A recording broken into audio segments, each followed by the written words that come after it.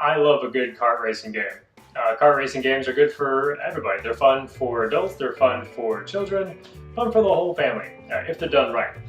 So Nickelodeon Kart Racers really got my attention because, it's a brand new kart racing game for the modern generation of consoles, Xbox One, the Switch, the PS4, plus it can pull from the entire Nickelodeon catalog of cartoons and franchises. So that's what really piqued my interest. I was like, well, this could actually be something worth looking into. It's a trap!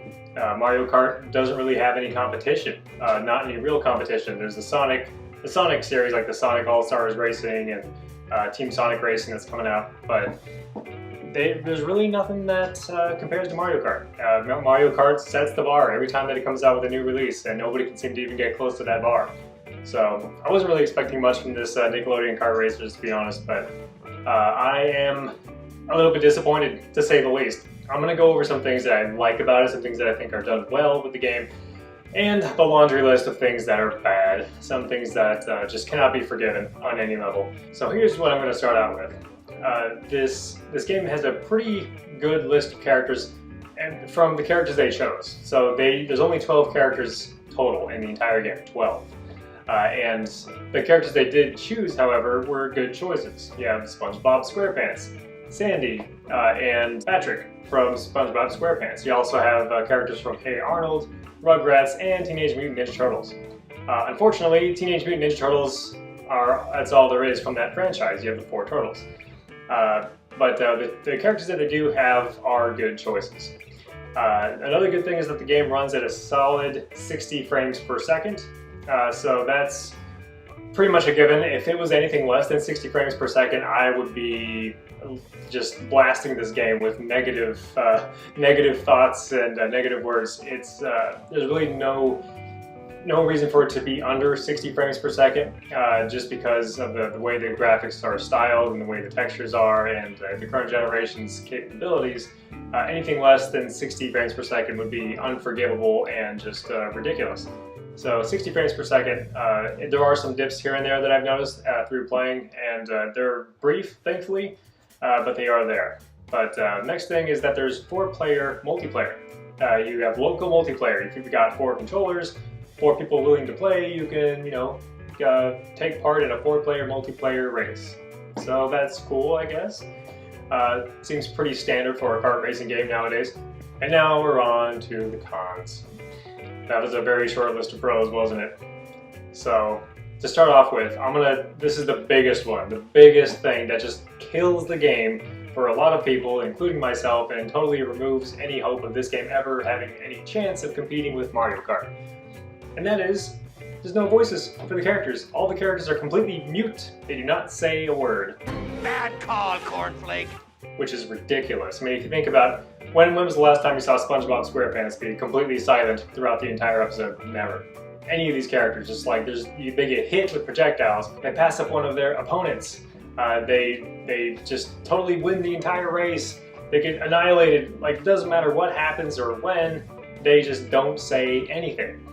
In place of spoken dialogue, of actual audio, we get this little artwork in the corner where they have like a comic book word bubble saying, oh, that was too bad, oh darn, ouch, cool, yay, cowabunga. It's like, really? Like, Nickelodeon is a pretty big studio. You would think they have enough money in the bank to produce something that's better than this monstrosity of a game. It's just unforgivable. I mean, that was what I was looking forward to. I was thinking, I kind of dove into this, so it's kind of my fault for just jumping in and giving it a shot, because I was thinking, hey, my kids, like these cartoons, like these franchises. I like kart games. I like some of these franchises, so it's kind of a win-win. They can play, I can play, we can all play.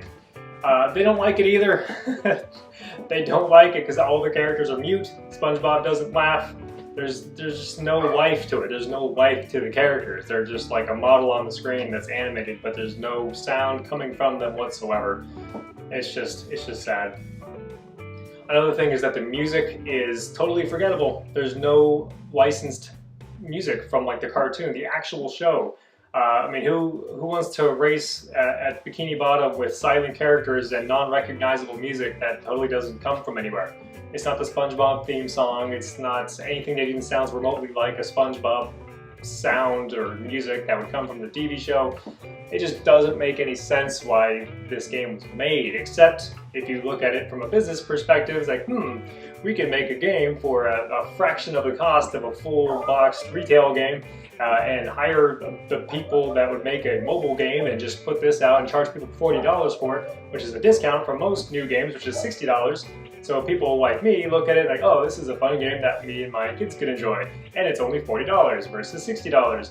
Well, guess what? It sucks. It's bad.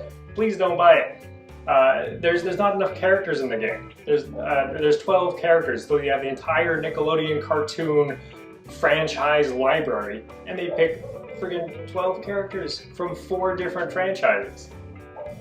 And they could go so much more. Just SpongeBob alone, they could have included Mr. Krabs, Squidward, Plankton, Ninja Turtles. They could have put in Casey Jones or the Shredder, or I mean, there's just so many other people they could have put in from the franchises that they chose from. Plus, they had franchises they didn't even touch, which is sad. What about the legacy franchises like Rocko's Modern Life or Ren and Stimpy? How cool would that be? I mean, with voices, this game could have been a contender. It could have been somebody, but it wasn't. So, luckily, I got the game a little bit cheaper than retail. I mean, they charged people $40 for this joke, this cash grab of a game.